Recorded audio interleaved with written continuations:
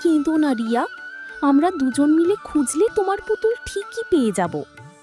দুজন বান্ধবীর গল্প, সত্যিকারের বন্ধুত্ব।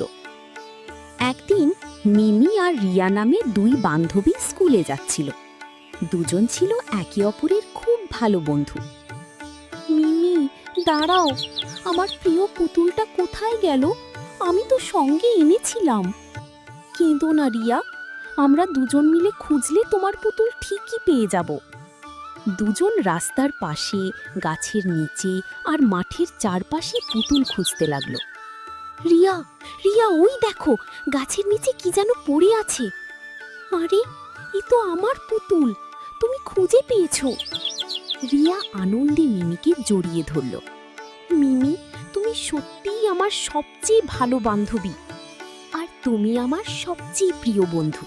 বন্ধু মানে সুখে দুঃখে সব সময় পাশে থাকা। সেদিন দুই বান্ধবী বুঝল, সত্যিকারের বন্ধুত্ব কখনো বিপদের সময় বন্ধুকে একা ফেলে যায় না। শিক্ষা, সত্যিকারের বন্ধু বিপদের সময় সব সময় পাশে থাকে। রাধে রাধে।